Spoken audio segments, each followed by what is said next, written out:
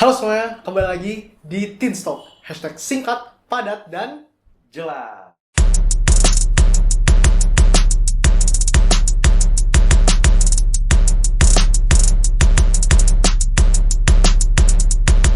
Nah, hari ini kita bakal ngebahas sesuatu yang menarik juga.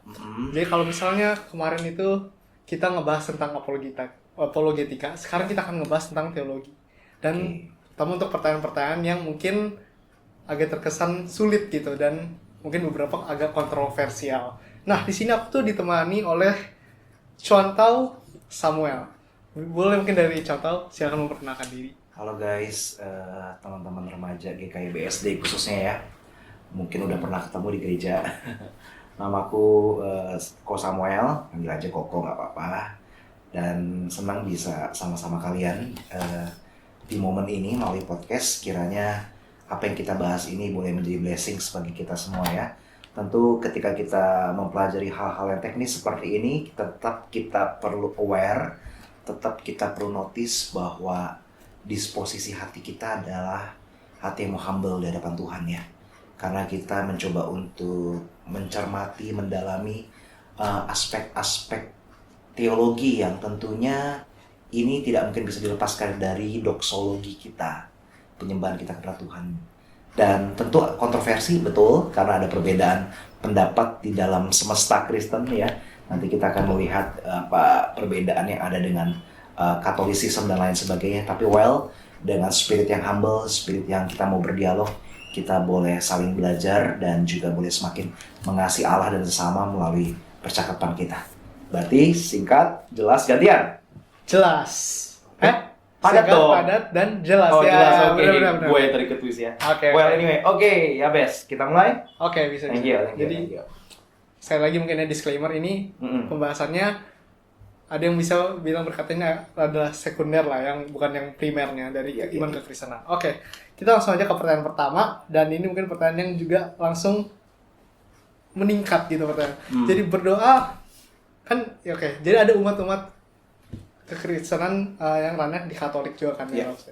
Nah, ada pertanyaan itu yang mungkin sering diajukan oleh teman-teman juga, yaitu apakah kita boleh sebenarnya berdoa kepada atau melalui, kan sekarang bahasanya melalui Maria kepada Tuhan gitu, atau para rasul. Dan mungkin aku juga kasih tahu argumen utamanya oleh teman-teman kita itu adalah bahwa kita kan sebagai satu gereja. Gereja itu bukan hanya bersifat yang sekarang ada bukan hanya gedung gitu. Jadi secara spiritual pun kita satu gitu kan. Jadi apakah wajar gitu sebenarnya meminta doa kepada mereka juga, karena mereka kan juga bagian di gereja. Jadi kita berkomunikasi ya selayaknya kita minta doa dari teman kita gitu. Oke, thank you Jabez. That's a good question.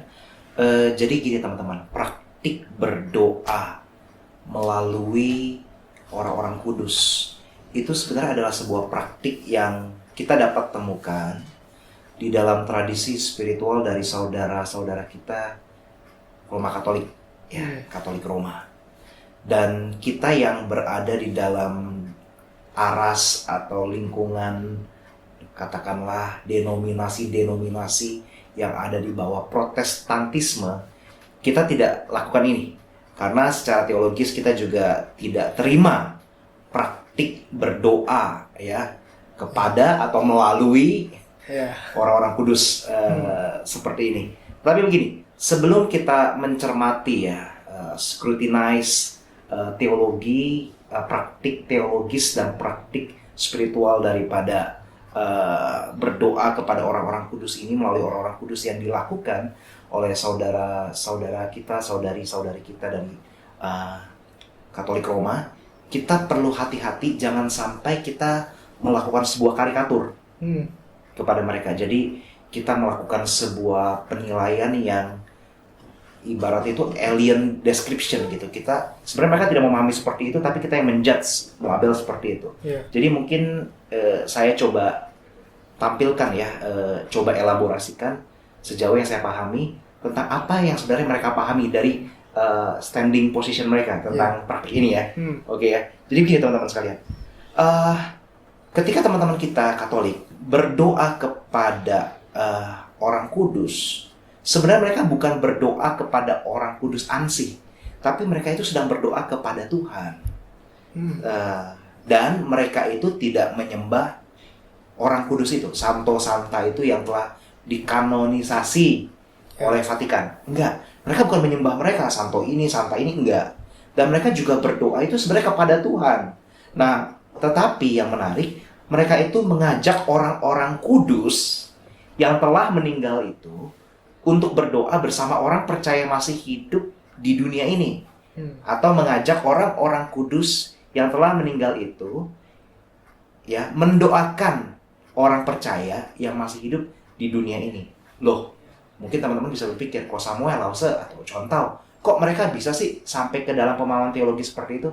Tentu ada latar belakangnya dong. Ya kan, nggak serta-merta, berdoa aja nih, kepada Tuhan melalui orang-orang kudus ya. Nggak bisa serta-merta seperti itu.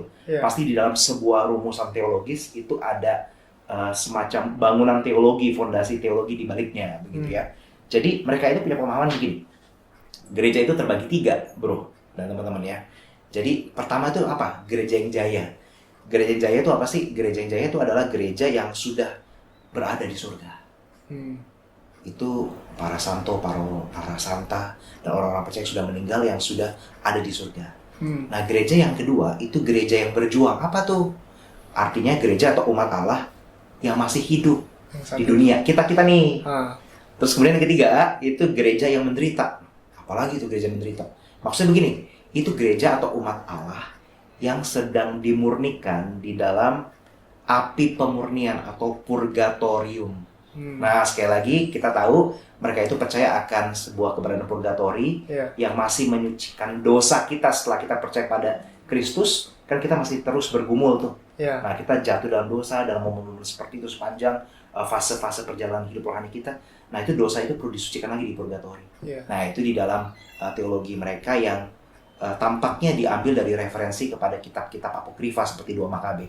Well, anyway kita nggak bahas itu. Tetapi kita melihat nih, jadi gereja itu ada 3 nih kan. Nah, jadi 3 itu saling interconnected ya, sebagai satu tubuh Kristus dengan Kristus kepala gerejanya. Karena itu mereka memiliki pemahaman bahwa orang-orang kudus adalah sesama kita yang kepadanya kita dapat minta didoakan. Nah, sama seperti kita minta kepada gereja yang masih berjuang, umat Allah yang masih hidup di dunia ini, doain aku dong, begitu ya. Nah, sama, mereka juga berpikir, para kudus juga dipercaya yang telah melalui perjuangan di dunia ini dan telah mencapai kesucian di surga, kita bisa berdoa kepada Tuhan melalui mereka, minta mereka doakan kita. Nah, doakan kita. Nah, kenapa?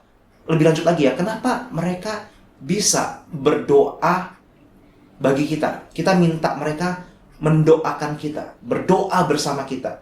Karena mereka punya pemahaman begini. Mereka itu adalah perantara atau intermediary yang dapat mempersembahkan doa umat manusia kepada Tuhan. Kedua, nah mereka punya konsep begini. Saya melihat di dalam teologi Katolik itu ada degree of holiness. Jadi begini, orang-orang kudus itu santo-santa yang telah dikanonisasi oleh Vatikan. Mereka itu memiliki konsep begini. Mereka telah mencapai level kekudusan tertentu sehingga mereka memiliki berkat khusus, special blessings yang dapat membimbing umat manusia, begitu ya. Nah, terus kemudian juga konsep komunitas umat manusia di mana orang kudus masih terhubung dengan umat manusia dalam komunitas spiritual tadi. 3 gereja itu ya, jadi interconnected tuh. Kemudian yang terakhir, ajaran tentang intersection pengantara gitu untuk memfasilitasi permohonan Tuhan kepada umat manusia. Nah, jadi kalau saya melihat begini ya, sedikit mempertajam, nggak usah kok mereka ada santo ini, santa ini. Begini, di dalam teologi kita Protestantisme yang akan kita bahas, kita mencermati mereka dalam tradisi teologi kita tentunya reform ya. Jadi kita ini juga punya konsep kekudusan sebenarnya, pengudusan, sanctification. Dan sebenarnya secara hakikatnya keberadaan diri kita ini adalah santo dan santa. Loh, kok bisa begitu? Maksudnya begini, kita memang tidak dikanonisasi oleh gereja, oleh sinode gitu, enggak.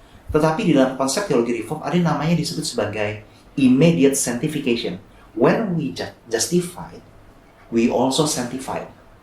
Jadi kita ini sudah adalah orang kudus secara posisi, immediate sanctification. Ketika kita dibenarkan, kan percaya pada Tuhan nih, ya. karena Roh Kudus lahir sebagai lahir baru, regenerasi, kita dibenarkan, kita dikuduskan, status kita orang kudus. Ya. Secara pada hakikatnya. Tetapi ada yang namanya progressive sanctification terus-menerus sampai nanti glorification di akhir.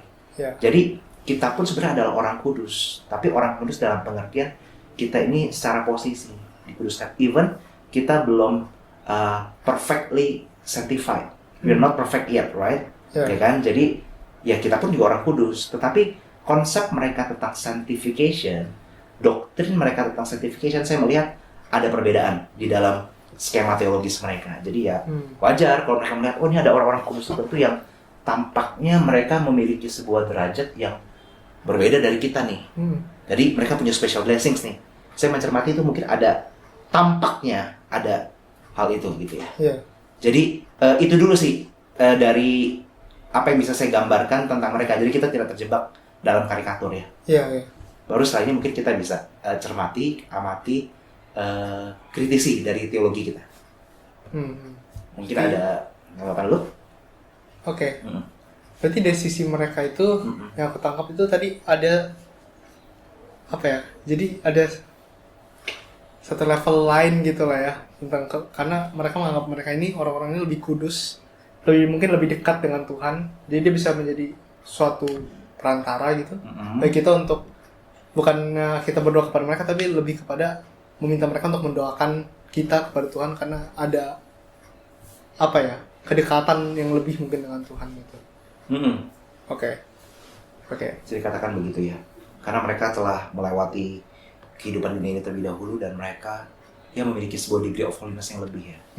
Gitu. Kalau demikian kita sebagai orang Protestan, bolehkah kita doa juga gitu? Iya, jadi begini teman-teman sekalian, kita perlu memahami begini ya. Kita sekali lagi menghormati, mengasihi teman-teman kita yang Katolik. Tapi kita juga tetap bisa memiliki sebuah pemikiran yang kritis terhadap praktik ini, terhadap teologi, tradisi spiritual seperti ini. Yang pertama teman-teman begini ya. Di dalam teologi reform itu kan ada yang disebut sebagai the priesthood of all believers. Apa tuh Lause? Bahwa seluruh orang percaya itu adalah imamat yang rajani. Kita ini adalah imam. Masing-masing kita. Nah, kita bisa lihat ini ya, 1 Petrus 2 ayat 9. Aku akan buka ini ya. 1 Petrus pasal 2 ayat 9. Dikatakan begini, namun kamulah bangsa yang terpilih, imamat yang rajani. Bangsa yang kudus, umat Allah sendiri, supaya kamu memberitakan perbuatan-perbuatan yang besar dari Dia yang telah memanggil kamu keluar dari kegelapan kepada terangnya ajaib. Jadi begini, seorang imam itu kan dalam konsep perjanjian lama itu perantara antara Allah yang Maha Kudus dengan manusia yang berdosa. Nah, artinya kita dalam perjanjian baru, kita ini juga memiliki akses langsung kepada Allah. Setiap kita loh.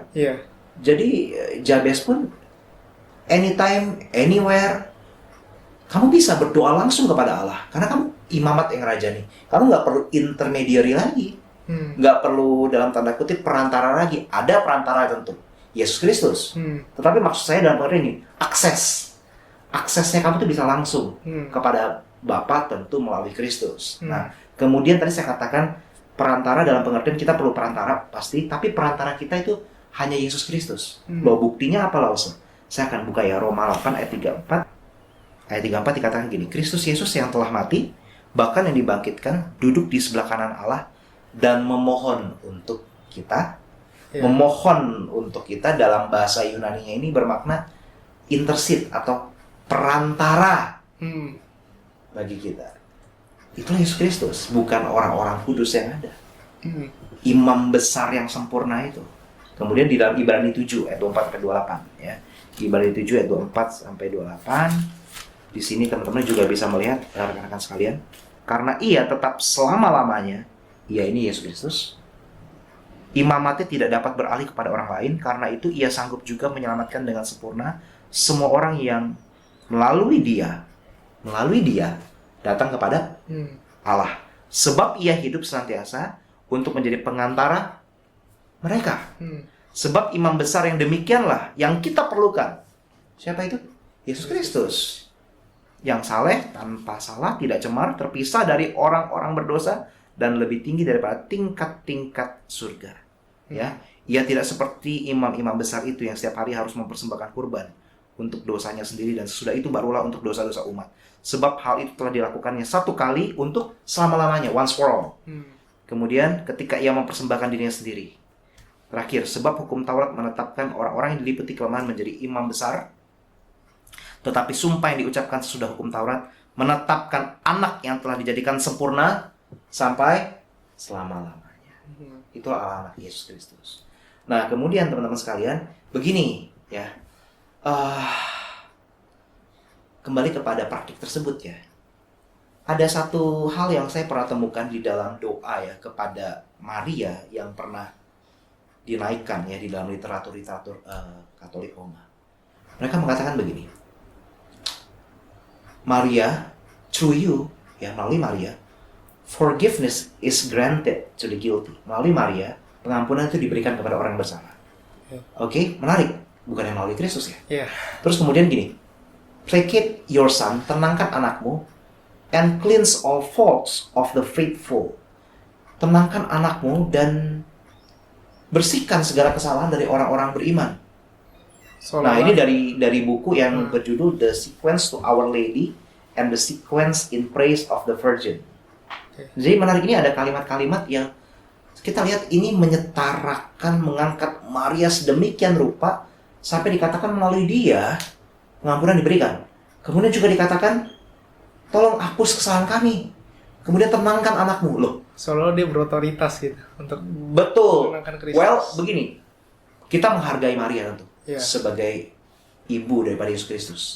Di mana Allah Roh Kudus meminjam rahim Maria sehingga Allah dapat berinteraksi sama dengan manusia. Ya kan? Tetapi begini, tradisi Protestan memang tidak menempatkan posisi Maria sedemikian tinggi. Bahkan juga dikatakan di dalam teologi Katolik Maria itu tidak berdosa. Begitu. Jadi ini menarik begitu ya. Jadi kalau kita lihat nggak seperti ini. Kalau kita katakan oh karena dia mengandung Yesus maka dia tidak berdosa.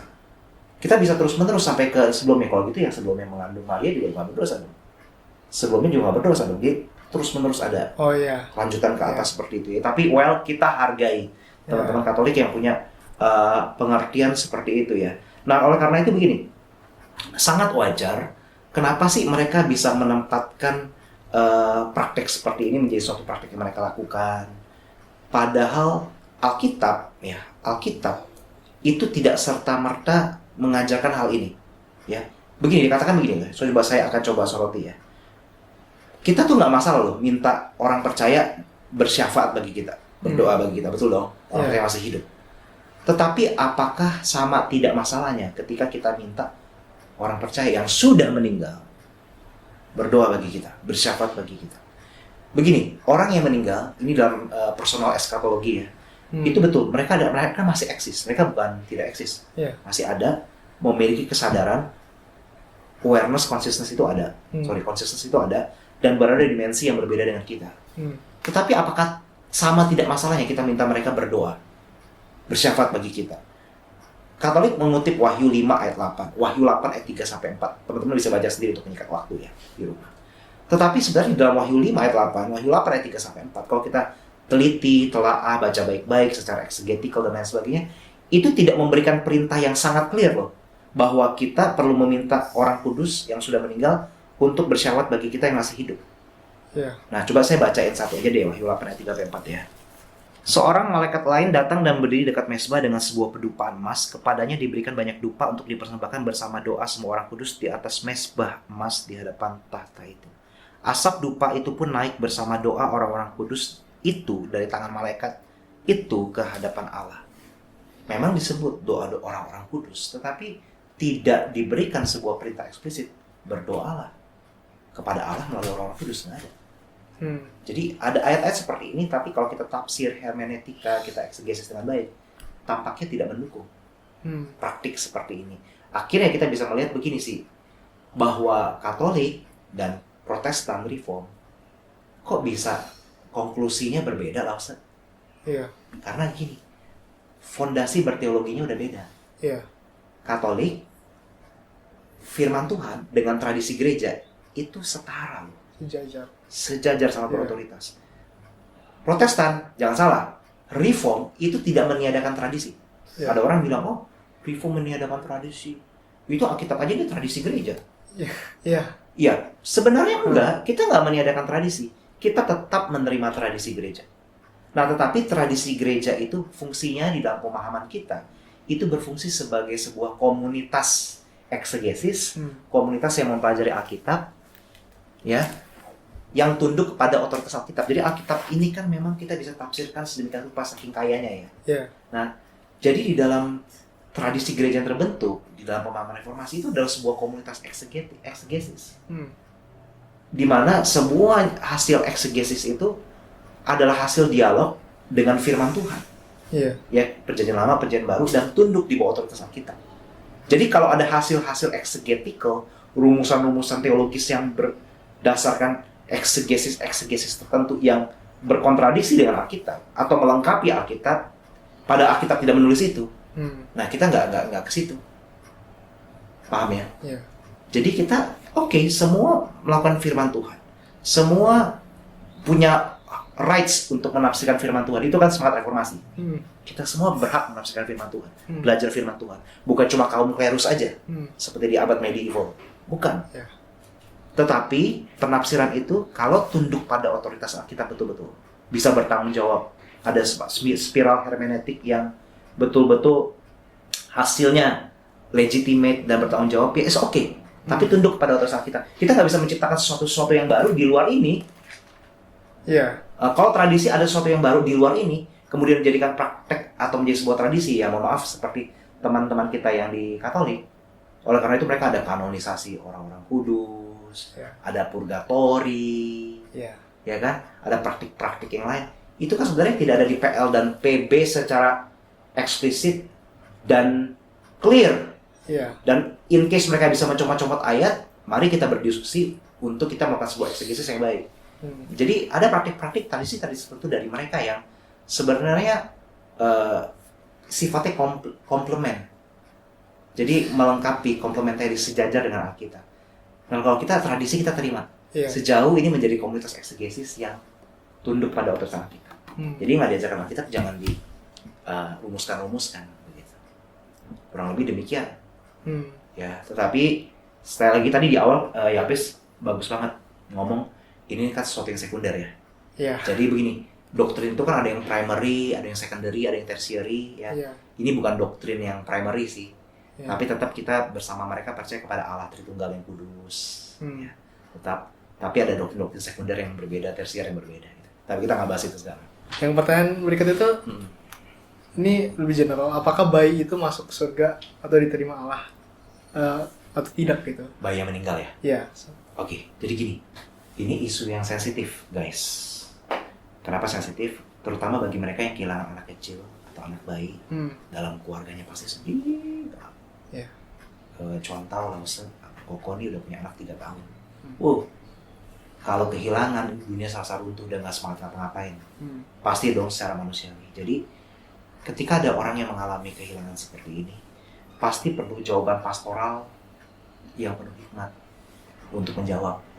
Ya, tapi jawaban pastoral yang penuh hikmat ini juga tetap memiliki dasar biblis dan teologis yang dapat dipertanggungjawabkan. Jadi begini, hal mendasar yang perlu kita sama-sama sepakati begini. Semua manusia itu berdosa sejak lahir, betul? Betul. Bawa dosa asal. Demikian juga setiap bayi yang lahir. Mazmur 51 ayat 7 ngomong gini nih. Dalam kesalahan aku dilahirkan, dalam dosa aku dikandung ibuku. Betul gak? Iya, betul. Roma 3:3. Karena semua orang telah berbuat dosa dan kehilangan kemuliaan Allah, fall short of God's glory. Semua orang loh. Roma 5:12 juga mengatakan gini, bahwa melalui satu orang, si Adam, ya, sebagai federal headship of the covenant, kepala perjanjian, semua manusia telah berbuat dosa, berbagian dalam dosa Adam. Jadi kita nggak setuju tuh dengan ajaran Pelagianisme ya, yang mengatakan wah bayi itu lahir itu murni seperti kertas putih ya. Enggak. Tetap semua manusia di dalam Adam, keturunan Adam itu berdosa. Tidak ada bayi yang baru lahir dalam keadaan seperti Adam sebelum jatuh dalam dosa. Enggak. Ya, karena itu tetap yang namanya keberdosa manusia butuh anugerah di dalam Kristus butuh pengampunan dosa. Nah, sekarang pertanyaannya bro, gimana bayi yang belum punya kapasitas mental, anak kecil banget, yang belum punya kemampuan kognitif begitu ya, untuk mengenal dan memutuskan secara pribadi untuk percaya pada Yesus Kristus, itu bisa percaya. Ini jadi problem kan? Kan udah berdosa nih. Berdosa, sederhananya nih, kita percaya kepada Kristus, ya kita memutuskan percaya pada Kristus, kita menerima pengampunan dosa itu kan? Nah, kita diselamatkan. Sederhananya nih, kan bayi belum punya kemampuan itu. Nah ini jadi problem kan? Jadi gimana nih mereka nih? Wah ini jadi problem nih, banyak orang kalau yang kehilangan sensitif sekali. Anak saya di mana? Sedih ya kan? Adik saya di mana? Ya kan? Nah sekarang begini, teologi reform memberikan ruang sebenarnya bagi keselamatan bayi. Dan punya dasar Alkitab yang kuat. Loh, kok bisa nggak usah? Ada buktinya? Ada. Kita lihat ya. Memang ini sebenarnya misteri sih, kita nggak bisa jawab secara tuntas dan memuaskan. Tapi ada clue di dalam firman Tuhan ya. Yeremia 1:5 ngomong gini nih, Yabes. Sebelum aku membentuk engkau dalam rahim ibumu, ini kata Allah ya, melalui Yeremia. Aku telah mengenal engkau. Menarik. Kata mengenal ini dalam perjanjian lama itu macam sebuah relasi yang intimate antara sang pencipta dengan yang diciptakan. Mengenal. Kemudian Lukas 1:15 ngomong begini nih, tertulis begini. Ia, Yohanes Pembaptis. Yohanes Pembaptis ya. Akan penuh dengan Roh Kudus sejak dari rahim ibunya. Menarik. Ya. Lukas 1:15 ada frasa itu. Sudah penuh dengan Roh Kudus sejak di dalam kandungan. Nah, menariknya begini. Di dalam teologinya Lukas, frasa penuh Roh Kudus itu selalu relate kepada karya Roh Kudus pada orang-orang yang sudah percaya. Menarik. Dari rahim Roh. Penuh dengan Roh Kudus. Loh, ada posibilitas ini berarti. Ya. Kemudian Mazmur 22:11. Kepadamu Allah, aku telah diserahkan sejak aku lahir. Sejak dalam kandungan ibuku, engkaulah Allahku. Menarik ya? Terus terakhir, Daud pernah bicara seperti ini ketika anaknya meninggal. Di 2 Samuel 12:3. Tetapi sekarang ia sudah meninggal, anaknya Daud nih. Mengapa aku harus berpuasa? Dapatkah aku mengembalikannya lagi? Ya nggak bisa dong, karena meninggal. Tapi Daud bilang begini, aku yang akan pergi kepadanya, sedangkan ia tidak akan kembali kepadaku. Daud percaya kepada Yahweh, God of the Covenant, yang telah memanggil dia, yang telah mengikat perjanjian dengan Abraham sampai kepada Daud kan. Nah, Daud tahu kan kemana ia akan pergi nanti. Nah, kemana ia akan pergi nanti? Tapi dikatakan begini, aku yang akan pergi kepadanya, anakku. Berarti dia tahu anaknya ini pun juga mengalami sebuah spiritual blessings, covenantal blessings di dalam Yahweh itu. Ada clue loh di sini. Nah, terus kemudian nih, yang terakhir nih, ya, terakhir banget untuk closing nih ya. Ada pengakuan iman reform namanya WCF. Pernah dengar nggak? Westminster Confession of Faith. Ada bukunya. Ya, di dalam chapter 10:3 dikatakan begini nih. Aku pakai bahasa Inggris ya. Nanti aku terjemahin ya. Elect infants dying in infancy, ya, jadi bayi yang meninggal ketika masa-masa bayinya, are regenerated, dilahirbarukan, and saved by Christ through the Spirit. Diselamatkan oleh Kristus melalui Roh Kudus. Ya, who walk when and where and how he pleased. Yang bekerja ya kapanpun, dimanapun dan bagaimanapun sesuai dengan kerelaannya. So also are all other elect persons. Demikian juga untuk orang-orang terpilih lainnya, orang-orang pilihan lainnya, who are incapable, yang tidak capable, yang tidak memiliki kemampuan of being outwardly called by the ministry of the word. Maksudnya begini, mereka tidak memiliki kemampuan untuk begini loh, bisa merespon panggilan eksternal daripada Injil. Jadi kan ada external calling nih, ada panggilan ketika ia mendengarkan Injil, mereka merespon. Karena mereka nggak punya kapasitas, incapable kan. Nah, tapi kepada orang-orang seperti ini, katakan misalnya orang-orang yang mengenai keterbelakangan, cacat mental dan lain sebagainya. Ya. Pengakuan iman reform WCF memberikan ruang ini. Mereka juga dilahir barukan, diselamatkan oleh Kristus melalui Roh Kudus. Dan kepada bayi-bayi yang dying in infancy juga dikatakan so also are all other elect persons. Juga orang-orang terpilih lainnya, ya, yang memang nggak punya kapasitas itu. Nah, jadi ada sesuatu yang menarik ya. Jadi ada keluasan anugerah Allah yang merangkul mereka tuh yang nggak punya kapasitas itu. Kan bayi nggak bisa punya kapasitas mental untuk mengenal Yesus dong. Mereka belum bisa memutuskan. Nah, jadi kita bisa melihat sini. Kelihatan sekali Allah beranugerah bagi bayi-bayi tersebut. Yeah. Nah, tapi lebih lanjut lagi, bagaimana nanti detail ini, detail itu? Kapan sih seorang anak diyakini bisa punya kapasitas mental untuk percaya secara pribadi? Nah, itu memang masing-masing case berbeda ya. Ada yang mengatakan nanti, yang katakan setelah 6 tahun, setelah 5 tahun. Ada yang mengatakan kalau Yahudi itu 13 tahun. Ya. Tapi, memang selalu ada misteri. Tapi yang aku bisa katakan kepada Yabes dan teman-teman remaja, ada ayat firman Tuhan loh, memberikan indikasi ke sana. Dan pengakuan iman reform juga mengafirmasi itu. Mereka diselamatkan. Nah, ntar juga dia ngomong, kalau gitu bayi-bayinya bayi-bayi orang Kristen aja ya? Bayi dari orang-orang yang bukan Kristen gimana? Ya, kan dikatakan di sini elect infants. Nah, tapi begini teman-teman, kita nggak bisa berspekulasi. Elect infants dying in infancy itu apakah hanya bayi-bayi dari orang-orang pilihan? Bayi dari orang-orang Kristen juga belum tentu. Ya, jadi elect infants itu nggak bisa kita tafsirkan ini adalah bayi dari orang percaya. Memang selalu ada misteri ya. Jadi juga ada yang mengatakan nih, kalau dalam teologi Katolik juga ada yang mengatakan ini pembaptisan darah. Mereka anak-anak kecil yang menjadi martir karena mereka secara tidak langsung berbagian dalam penggenapan penebusan Allah. Seperti ketika Herodes itu membunuh bayi-bayi itu. Bayi-bayi itu diselamatkan tuh. Mereka pembaptisan darah begitu ya. Karena mereka menjadi korban kan ibaratnya kan. Ya, anyway, ya kita nggak bahas ke situ terlalu jauh. Tapi ada keluasan anugerah Allah di sini. Oke, sampai di situ ya. Hari ini. 33 menit. Yang panjang tadi yang nomor 1 tuh. Karena praktik itu betul-betul jangan sampai kita karikatur, dan bagaimana kita merespon ya harus betul-betul hati-hati sih. Ya. Oke. Oh gitu, sampai di sini dulu. Nanti akan kita lanjutkan lagi di part 2-nya ya. Thank you. Kita bisa lagi. Janjian lagi lah. Oke teman-teman, mungkin segitu dulu dari kita. Selamat berjumpa lagi nanti untuk podcast selanjutnya, bisa ditunggu dan terima kasih. Tuhan Yesus memberkati. Tuhan Yesus memberkati. Take care.